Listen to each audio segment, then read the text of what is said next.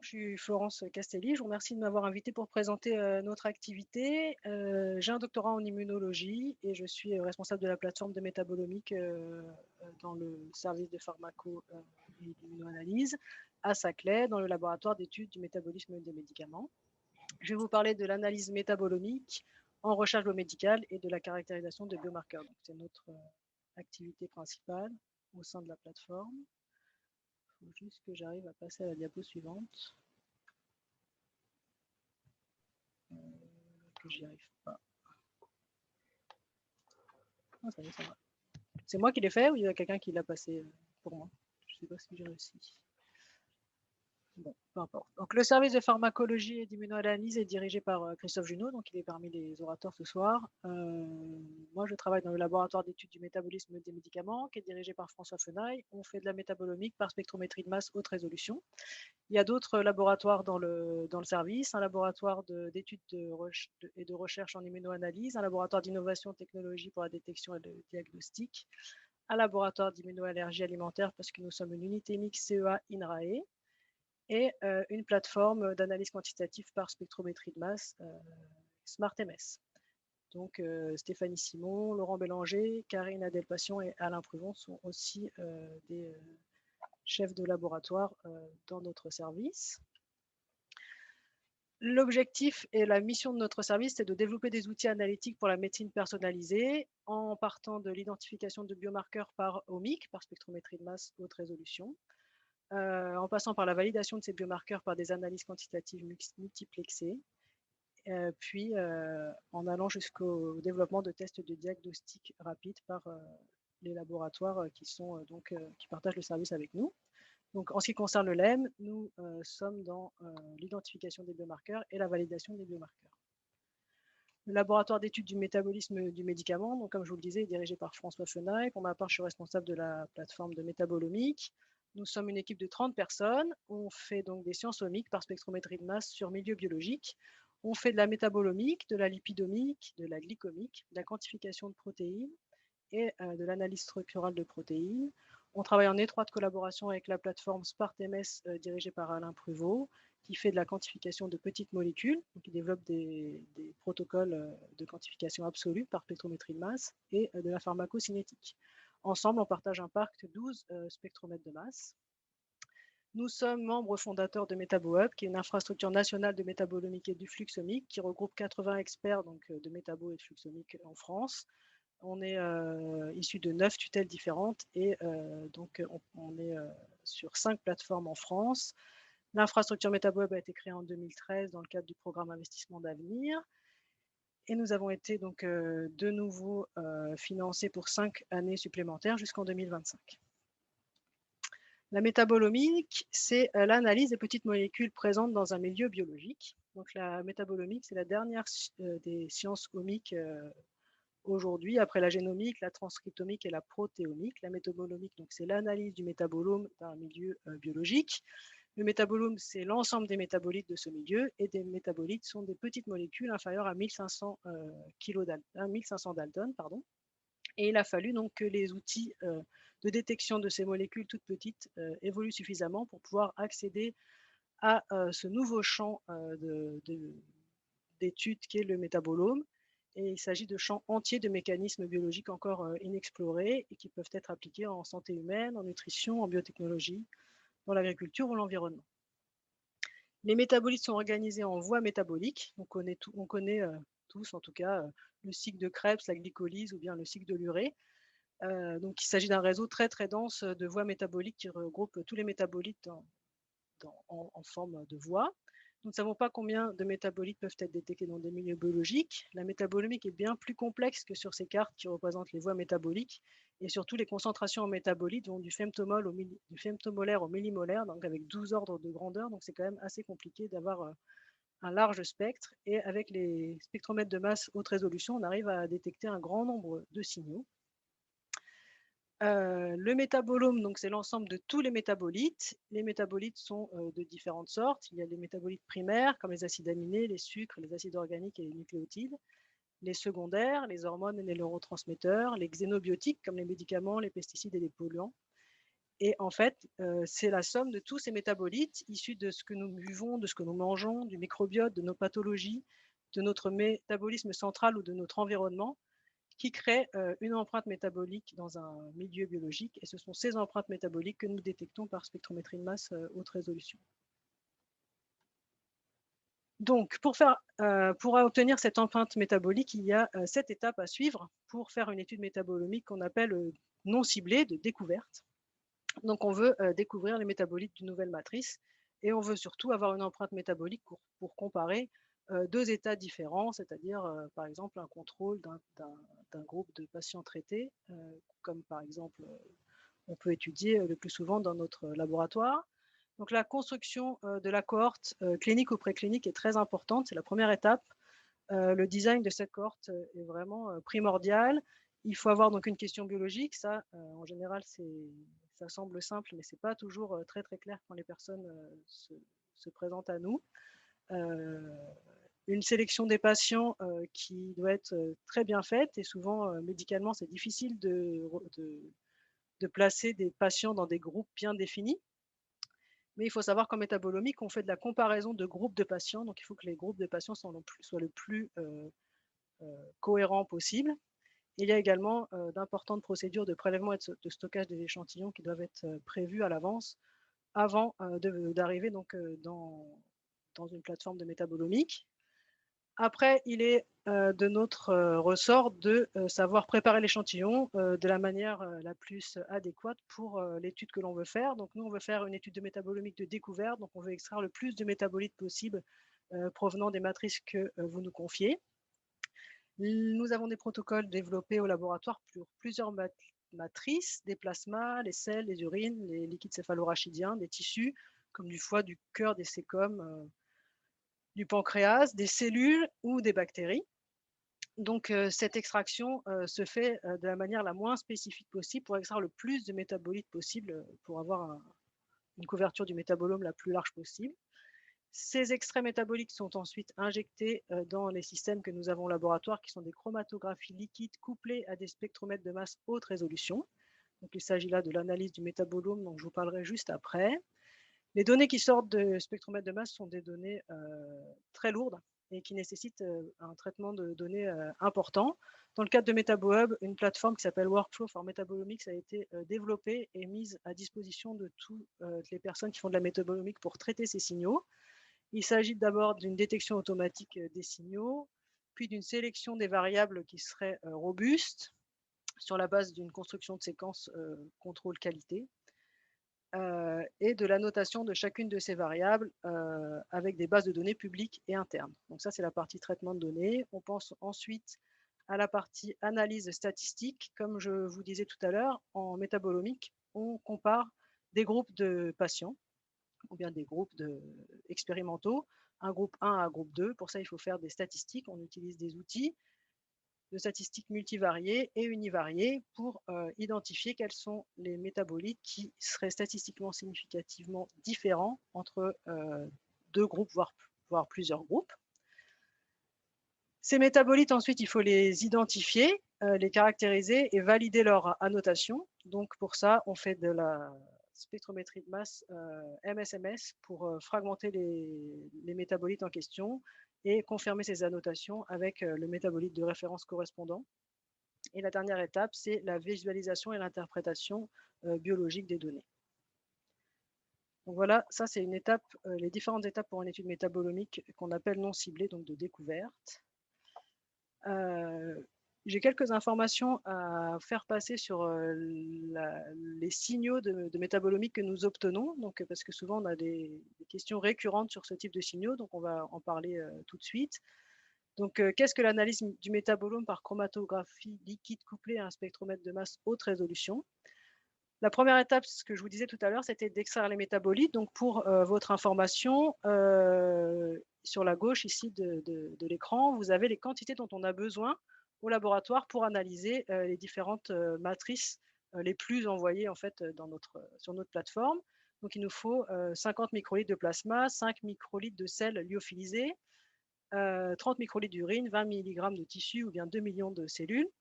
Toutes ces extractions sont faites chez nous. On a des protocoles bien définis et les échantillons sont normalisés avant injection dans le système chromatographique de manière à injecter une quantité de matériel équivalente. Donc la normalisation pour le plasma, c'est le volume, c'est 50 microlitres. C'est la pesée pour les sels, c'est l'indice de réfraction pour les urines ou bien la quantité, la concentration en protéines totales pour les tissus et les cellules. Chacune donc de ces échantillons extraits sont injectés séparés par chromatographie liquide et sont injectés 2 fois sur 2 types de colonnes différentes. Une colonne qui va retenir préférentiellement des métabolites hydrophiles, qui est la colonne ilique, et une colonne qui va retenir préférentiellement des métabolites hydrophobes, qui est la colonne C18. Donc ce qu'on veut, c'est couvrir le plus largement le métabolome de l'échantillon. Donc on fait 2 séparations. Et l'étape d'après, c'est d'envoyer l'échantillon vers le spectromètre de masse haute résolution. Donc, en sortie de colonne, les échantillons sont envoyés vers la source, ici, du spectromètre de Mars. Et à ce moment-là, l'échantillon est nébulisé et ionisé, positivement ou négativement, en fonction du voltage qu'on applique. Donc, le spectromètre de masse va mesurer des ions, donc les métabolites, en fait, ionisés, transformés sous forme d'ions. Donc, c'est ces molécules ionisées qui sont détectées et mesurées par le spectromètre de masse. Donc, c'est le ratio masse-surcharge qui est donné en sortie du spectromètre de masse. Donc, ainsi, on a une large couverture, enfin la plus large possible, en tout cas des couvertures du métabolome, avec notre extraction qui n'est pas trop spécifique, les 2 colonnes et le système de haute résolution du spectromètre de masse que nous utilisons. Le signal en sortie de chromatographie d'LCHRMS est un signal complexe. Il contient 3 dimensions. La première dimension, c'est le temps de rétention, qui est dû donc à la séparation sur la chromatographie liquide. La deuxième, c'est le ratio masse-surcharge mesuré par le spectromètre de masse.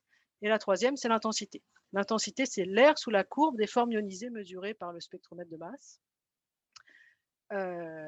Et c'est l'air sous la courbe donc détectée par le spectromètre de masse de la forme ionisée. Cette forme ionisée est souvent multiple. Il y a une redondance des signaux en sortie de spectromètre de masse, parce qu'un métabolite donne 3 à 5 ions, voire plus.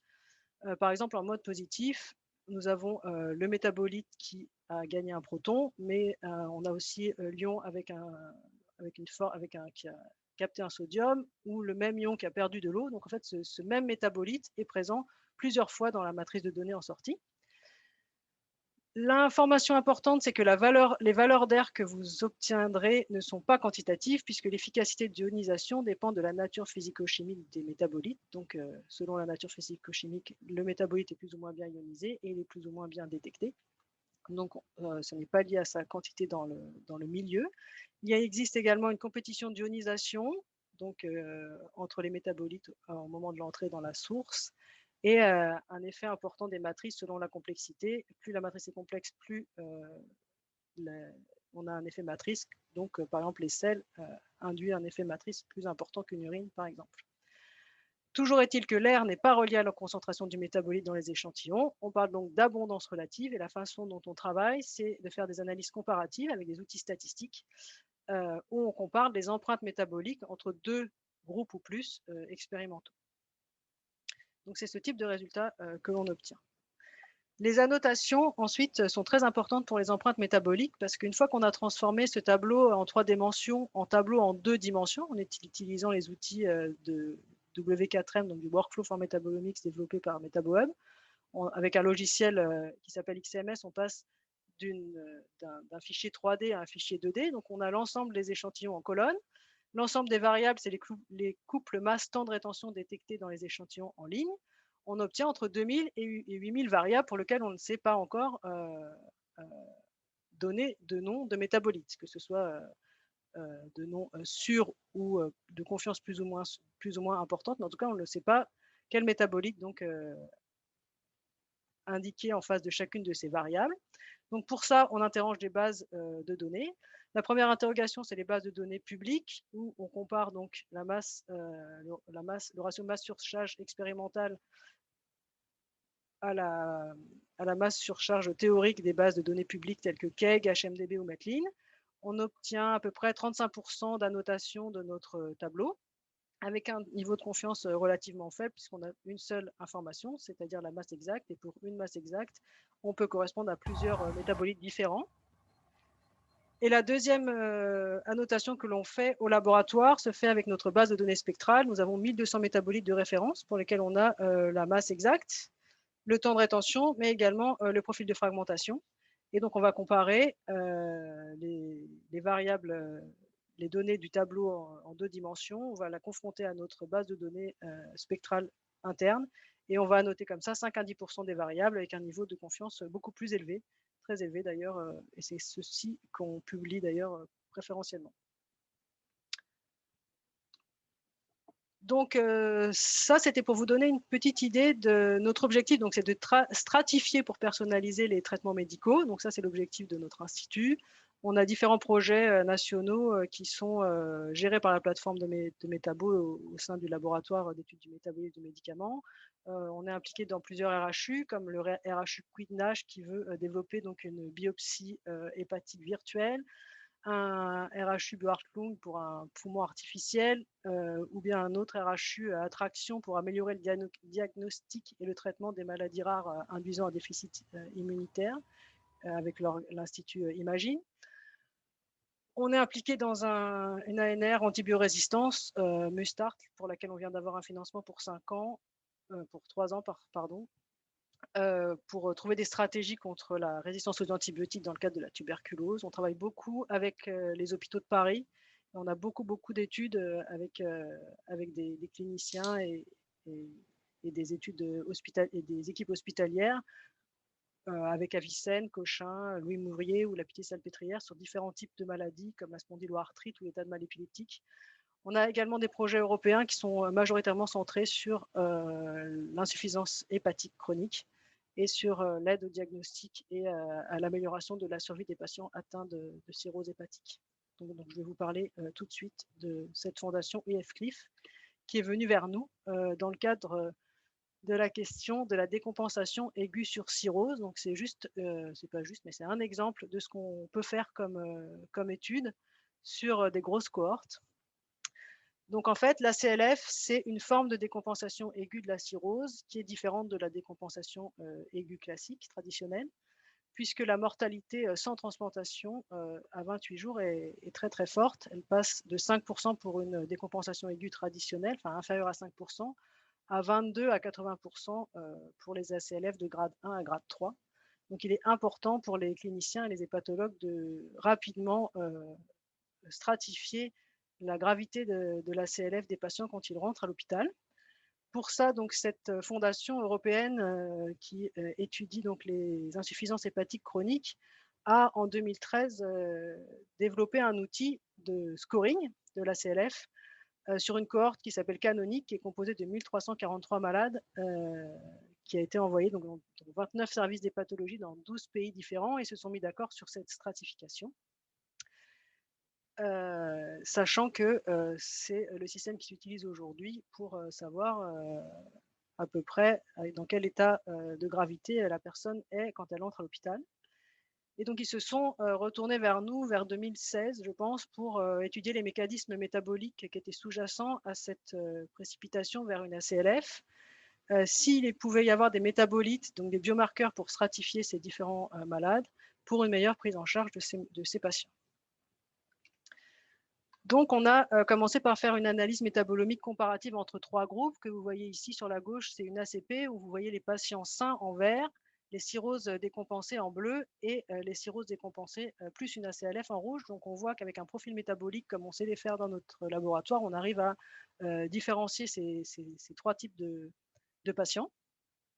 Et donc, on est allé un petit peu plus loin et on a étudié une cohorte bien plus grande, ici au milieu, qu'on a publié dans JPathol en 2020, où on avait 29 patients sains, 43 patients avec une cirrhose décompensée, 650 patients avec une décompensation aiguë et 181 patients avec une décompensation aiguë plus une ACLF, avec différents grades d'ACLF, 1, 2 et 3.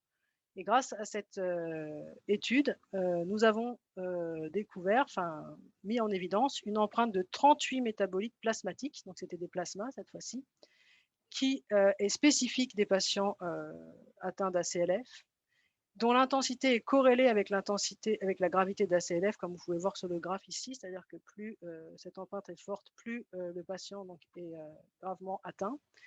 Et c'est également une empreinte métabolique qui est corrélée avec l'inflammation systémique, parce qu'ils ont corrélé ça avec des marqueurs de cytokiniques d'inflammation systémique. Et on est allé un petit peu plus loin dans cette signature métabolique de la CLF. On a mis au point une méthode ciblée pour quantifier les métabolites mis en évidence par la méthode non ciblée découverte dans les plasmas. Donc cette méthode, elle a été mise au point par la plateforme SpartMS d'Alain Pruvot. Et on s'est concentré donc sur les métabolites de la voie du tryptophane kynuréine qui sont impliqués donc dans l'inflammation systémique. Et on s'est rendu compte qu'on avait donc une augmentation de l'acide quinolénique au fur et à mesure, chez les patients qui étaient le plus atteints entre les patients sains, les patients avec une cirrhose compensée, une cirrhose décompensée, et ça augmente au fur et à mesure de la gravité, la CLF et l'atteinte rénale aussi, on avait. Et on s'est rendu compte, grâce à cette méthode, qu'une activité de base plus élevée de cette voie a permis de prédire la mortalité chez les patients atteints de décompensation aiguë et d'ACLF. Donc, cette signature permet de prédire la mortalité directement des patients. Donc, il peut savoir, pour les hépatologues, s'il faut prévoir une greffe de foie encore plus rapide. Et sur un projet européen, on part sur le développement de tests point of care avec la partie du laboratoire LERI, donc dirigé par Stéphanie Simon. En tout cas, l'idée, c'est de trouver des signatures métaboliques qu'on pourrait transformer en test point of care. Donc, on n'en est pas encore là, mais on est sur un projet européen pour ce type de développement.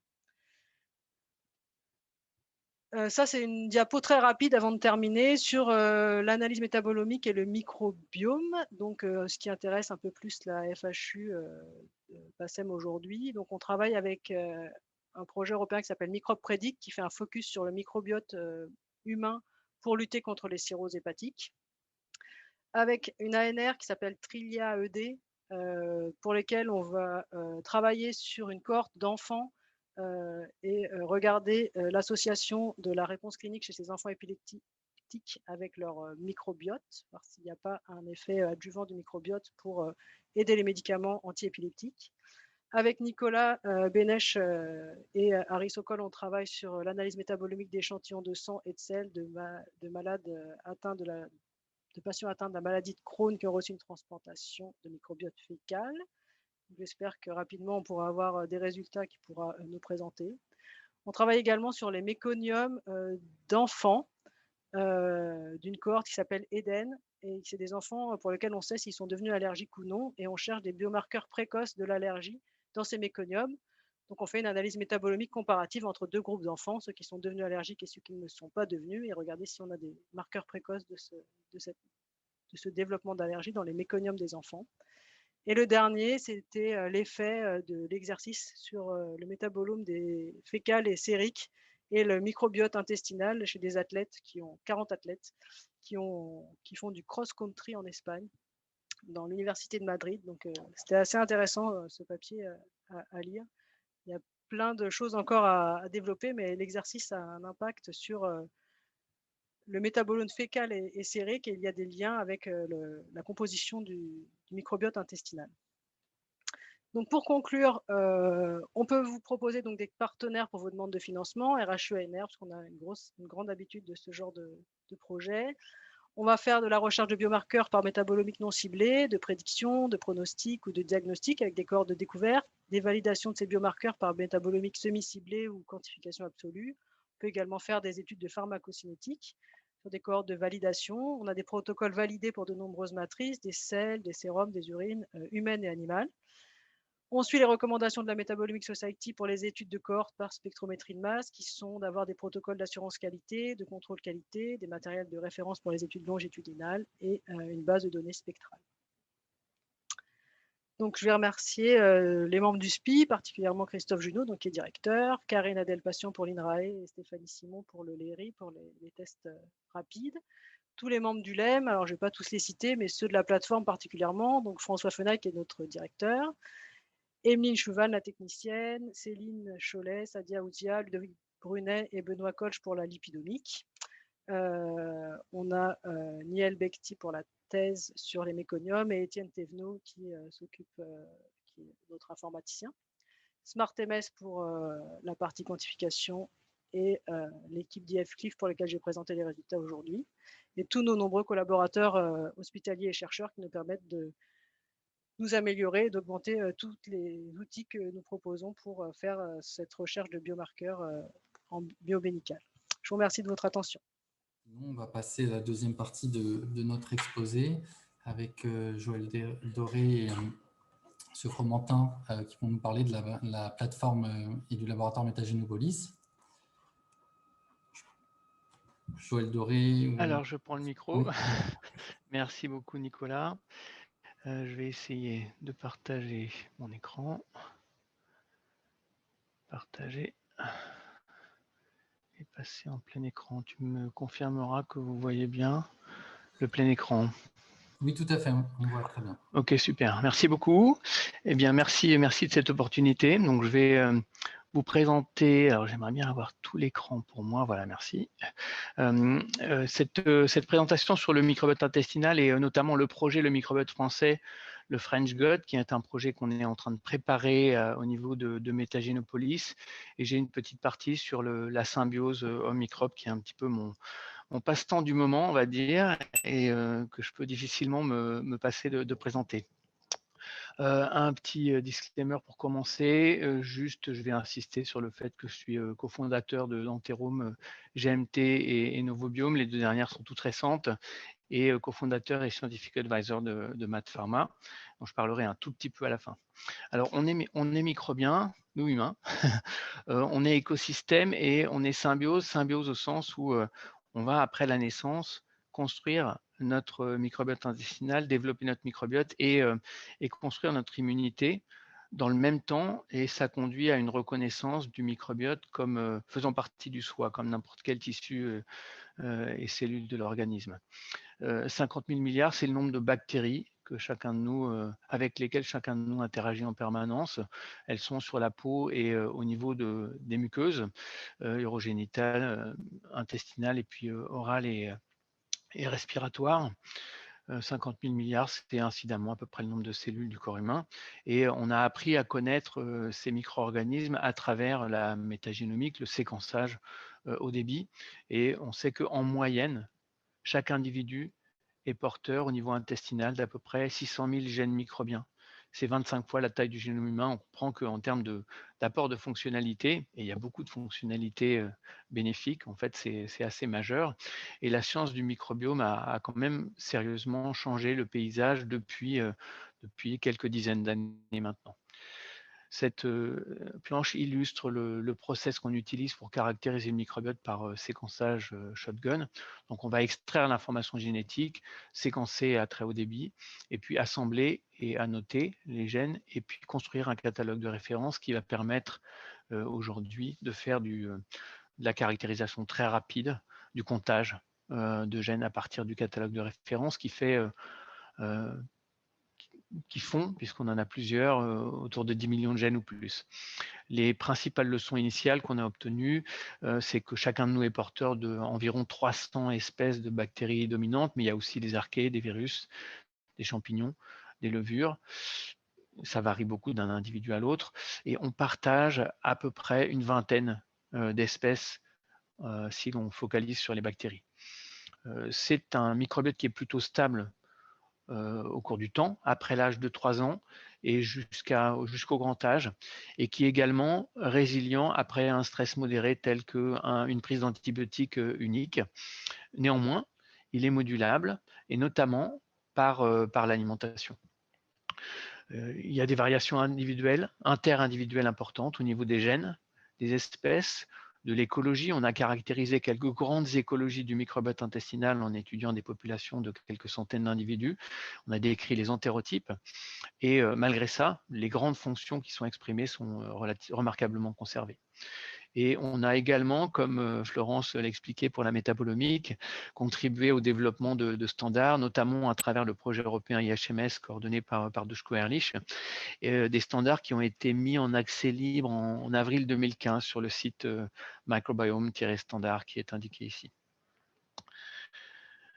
Voilà, et parmi les observations qu'on a pu faire, on s'est rendu compte que le compte de gène est un indicateur fort de pas relié à la santé.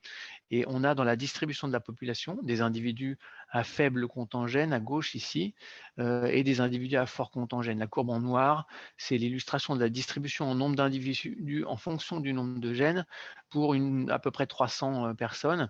Et ce que l'on voit, c'est qu'on a une distribution bimodale. Ça ressort d'autant mieux que l'on sépare dans ce travail les individus obèses, la courbe orange, les non-obèses, la courbe en vert. En vert, les individus sains, on va dire, c'est à peu près 10 à 15% de la population du côté du faible compte en gène, 25 à 30% chez les individus obèses ou en surpoids. Ça monte jusqu'à 75% chez les individus en obésité morbide, pardon, je vais y arriver, qui sont dans un indice de masse corporelle de 40-42 en attente de chirurgie de bypass.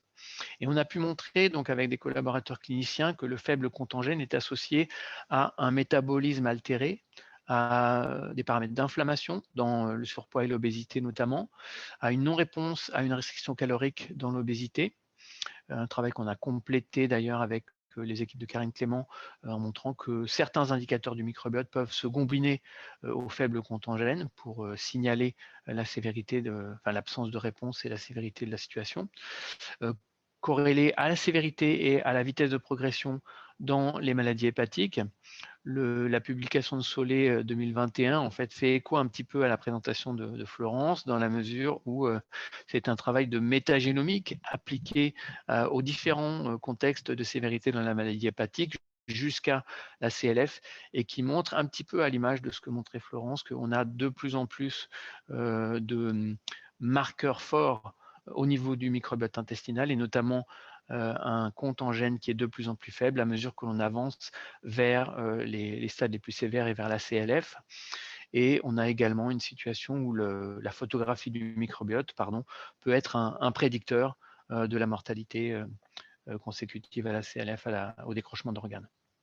Et puis on a également des indications depuis 2013 de la relation entre le faible compte en gène et la non-réponse aux thérapies du cancer, à la fois la chimiothérapie et l'antibiothérapie. Alors on peut penser que dans un avenir pas trop lointain, on aboutira à une situation où le praticien peut prescrire les tests biologiques classiques, mais également la caractérisation du microbiote intestinal et recevoir à travers le laboratoire de biologie médicale les informations correspondantes pour détecter la dysbiose, l'altération de symbiose, je vais en parler un peu, pour monitorer le microbiote au fil du temps et puis intégrer les données de statut du microbiome et de la symbiose dans la prise en charge clinique et nutritionnelle. Alors, je vais en venir au microbiote, au projet Le French Gut, dans la mesure où pour avancer sur ce terrain-là, il faut plus de science, il faut de l'évidence et il faut des grands nombres d'individus. Et c'est un petit peu ce que propose aujourd'hui le projet Le French Gut, le microbiome français. Un projet qui est porté par l'unité Métagénopolis, qui associe l'unité Michaelis et qui est monté, construit en partenariat avec la PHP et l'INSERM. Robert Benamouzik pour la PHP est l'investigateur principal. Alors, ça fait suite aux observations que je présentais et notamment au fait qu'on a été capable d'identifier les signatures. Peut-être le terme de biomarqueur ici est un peu fort, mais dans les maladies inflammatoires de l'intestin, dans l'obésité diabète, dans les maladies hépatiques, les maladies articulaires, et d'ailleurs Maxime Réban en a parlé au dernier symposium, dans la thérapie du cancer, comme je l'évoquais, et également un petit peu récemment dans des pathologies telles que des troubles neuropsychiatriques, par exemple. Alors, le projet Le French Gut s'inscrit dans le projet Million Microbiome of Humans qui vise à caractériser 1 million de microbiomes. Pourquoi? Parce qu'on s'est rendu compte que la représentativité à partir des populations analysées aujourd'hui était encore limitée et nécessitait d'être approfondie. On pouvait aujourd'hui construire un référentiel du microbiome français. Alors, il faut augmenter le nombre d'individus caractérisés, élargir le spectre de la population, mieux définir les liens entre le microbiome et des éléments de l'environnement, des pratiques nutritionnelles et des modes de vie, mieux comprendre l'hétérogénéité dans la population générale, notamment la population en bonne santé, et puis assembler les données qui sont à l'international produites par exemple par d'autres initiatives comme l'American Gut, le British Gut. Le Million Microbiome of Humans a été initié en octobre 2019 par un panel de partenaires qui sont indiqués ici, auxquels faisait partie donc Metagenopolis à travers la présence de Duško Erlich. Et le projet Le French Gut vise à l'intérieur du MMHP à caractériser le microbiote de 100 000 Français. Le Million Microbiome, c'est 1 million de microbiomes, principalement intestinaux, mais potentiellement également oraux, cutanés, du système reproducteur. Il vise donc à décrire cette carte globale du microbiome humain, construire une référence au niveau mondial, être donc une base de construction de la recherche et de l'innovation future et permettre d'explorer les potentiels du microbiome pour la nutrition et la thérapie.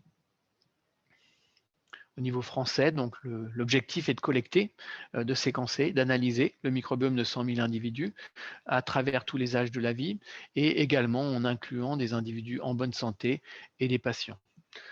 Seront associés au microbiome des métadonnées, quelques métadonnées qui correspondent à celles nécessaires pour s'inscrire dans le Million Microbiome of Humans.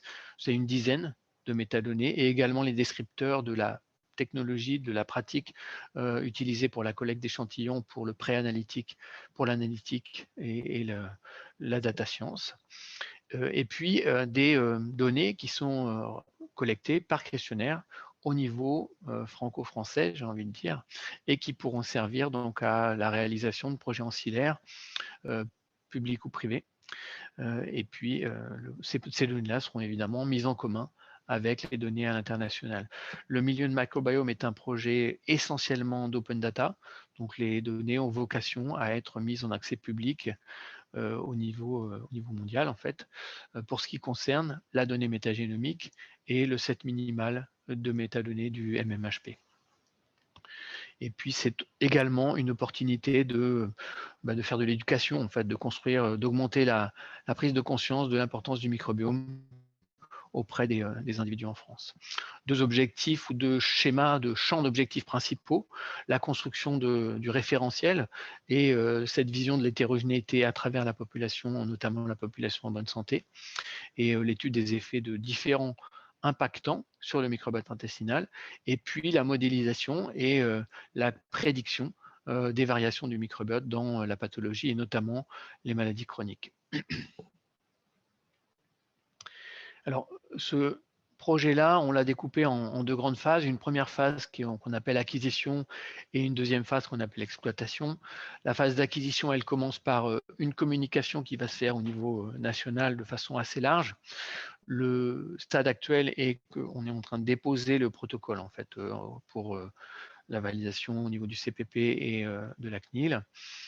Donc, les citoyens informés par voie de presse se connecteront sur le site internet du projet, seront amenés à signer un consentement éclairé et puis remplir les questionnaires que j'ai évoqués jusque-là, qui sont en partie construits avec différents partenaires, en fait, cohortes, associations de patients et également un petit partenariat industriel de noyau de départ, on va dire.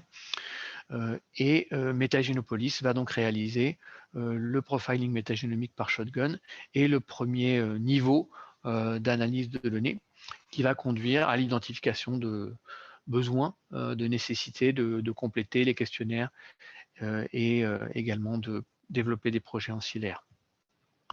Et puis la deuxième phase conduira à des projets de partenariat public-public, pré-compétitifs ou compétitifs avec des partenaires privés. Et le parcours du volontaire finalement consistera à se connecter sur le site internet du projet Le French Gut, à partir de quelques questions initiales déterminer s'il est éligible, l'inéligibilité étant essentiellement reliée à une prise d'antibiotiques récente ou une coloscopie récente. Et puis ensuite, donc, recevra un login qui lui permettra de se connecter sur sa propre page, remplir les questionnaires initiaux, recevoir le kit de collecte à domicile pour pratiquer l'autocollecte et puis ensuite donc envoyer l'échantillon qui sera analysé. On n'envisage pas de retour individuel, mais un retour collectif à travers différents médias, la page web de l'individu et également des newsletters qui seront diffusés régulièrement. Alors, on parle du projet FriendGod comme un projet gagnant-gagnant au sens où on est assez content de pouvoir pour la première fois offrir d'une certaine façon à la fois le protocole, le consentement, les kits, l'autocollecte, la récupération, l'archivage, le traitement des selles et la production des données de séquence et leur mise à disposition des partenaires potentiels. Réseaux et cohortes qui ont été abordés déjà et ça reste encore très ouvert aujourd'hui, invitent leurs membres, leurs patients à participer au projet Le Microbot français et puis ensuite donc vont ajouter éventuellement des questionnaires spécifiques et disposer des données métagénomiques en amont de leur mise à disposition ouverte en open science et puis construire avec MGP ou en totale autonomie l'intégration de leurs données cliniques et diverses et variées, en fait, imagerie, immunologie, métabolomique, etc., avec les données métagénomiques. Ça, c'est la page un peu marketing et publicitaire. On travaille avec la Microbiome Foundation qui peut recevoir éventuellement des dons des volontaires ou de n'importe qui, en fait, pour aider au projet. Et puis, je vais vous emmener maintenant sur une petite partie sur la symbiose, le pourquoi de nos travaux finalement. L'un des moteurs, c'est cette reconnaissance du fait que, alors que dans la deuxième moitié du siècle dernier, on contrôlait les maladies infectieuses, on avait vu cette émergence constante, incontrôlée, maintenant depuis une soixantaine d'années, de maladies chroniques.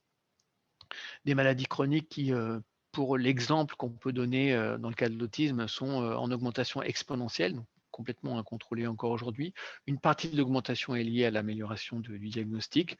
Nos collègues psychiatres nous disent qu'à peu près 25% en fait est lié à explique cette augmentation, ce qui continue malgré tout à impressionner beaucoup. En fait, une naissance sur 50 aux États-Unis aujourd'hui est à la naissance ou sera dans sa vie concernée par l'autisme. Et l'OMS nous dit qu'une personne sur 4 d'ici 2025 sera concernée par l'une ou l'autre des maladies chroniques dont on vient de discuter. Des maladies chroniques pour lesquelles on a pu, quand on a comparé des patients et des sujets sains, mettre en évidence une altération du microbiote. Et on a, pendant longtemps, parlé de dysbiose en pensant qu'on avait la dysbiose en mesurant l'altération du microbiote. On sait aujourd'hui que c'est un petit peu plus compliqué, que le schéma inclut des paramètres de l'hôte, comme la perméabilité intestinale, l'inflammation, le stress oxydant, et donc que la dysbiose est probablement, très probablement, une rupture de la symbiose entre l'hôte et ses microbes. Cette observation patient versus sujet sain ne nous renseigne pas beaucoup sur la causalité. La causalité, on y a accès un peu plus, seulement un peu plus, à travers le transfert de microbiote de l'homme vers l'animal, où on arrive à reproduire les symptômes ou le risque associé à la maladie, dans un grand nombre de cas, c'est ce qui est listé à gauche ici, et puis le transfert de microbiote de l'homme vers l'homme, donc dans ce cas-là à titre thérapeutique, avec comme objectif de diminuer les symptômes, et dans un petit peu moins de conditions, on a pu effectivement documenter ce potentiel. Dans l'autisme, dans la rectocolite hémorragique, dans la cirrhose, l'insulinorésistance, et puis dans l'immunothérapie du cancer. Et de ce fait, si on a effectivement comme paramètre entourant la dysbiose une rupture de la symbiose, eh bien on a 4 leviers à minima. C'est probablement une représentation simple, mais 4 leviers qui sont le contangène du microbiote, l'hyperperméabilité ou la perméabilité intestinale, l'inflammation et le stress oxydant qui peuvent en fait s'auto-entretenir les uns les autres et s'entraîner en causalité circulaire.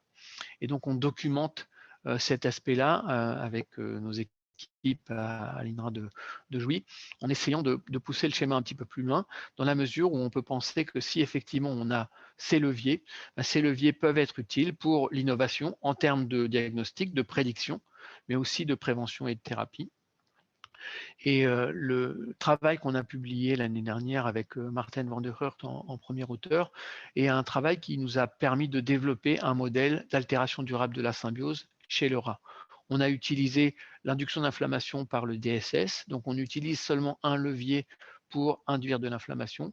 Et ce qu'on a montré, c'est qu'on peut durablement altérer la symbiose par une induction chronique, en fait 3 séquences de 3 jours d'instillation de DSS, puis on laisse ensuite les animaux tranquilles pendant 40 jours.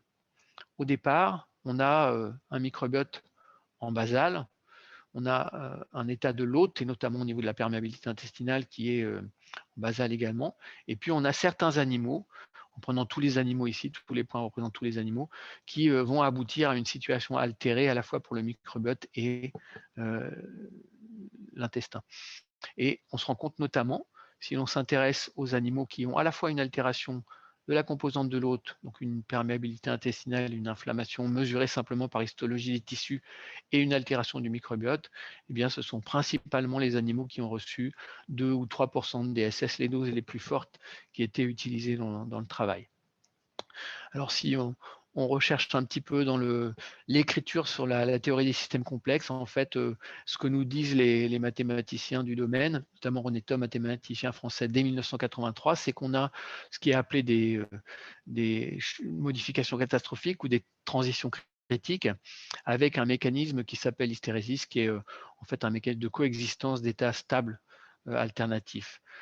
Tant que tout est modéré en termes de conditions de stress, mais on va avoir un système qui va se déplacer dans un état qui est un état résilient, potentiellement résilient, donc il peut revenir à son état d'équilibre.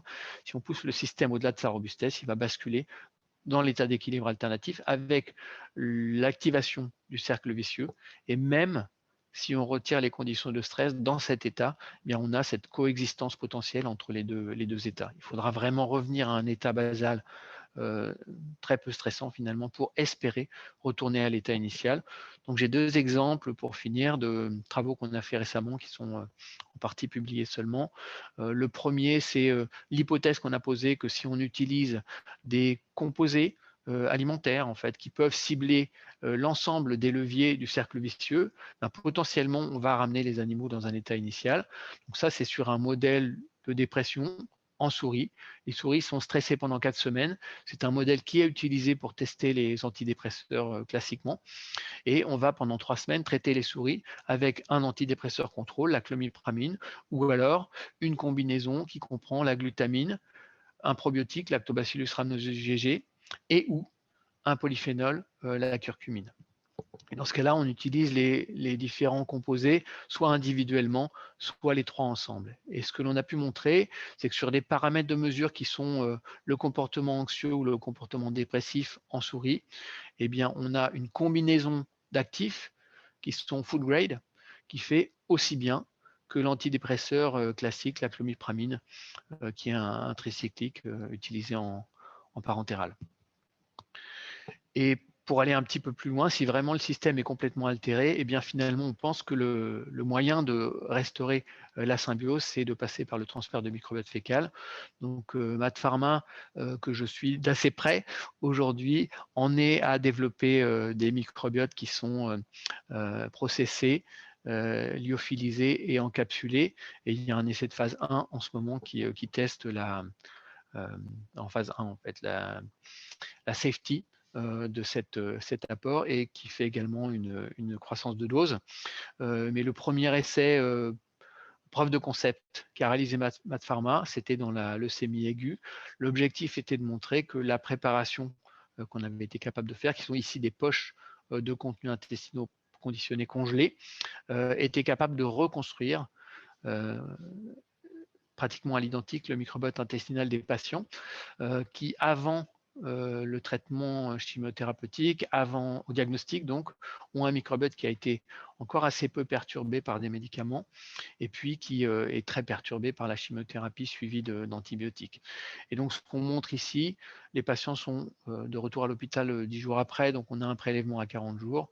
Ce qu'on montre ici, c'est que le microbiote est globalement fortement altéré par la chimiothérapie et l'antibiothérapie et partiellement mais significativement amélioré ou reconstruit.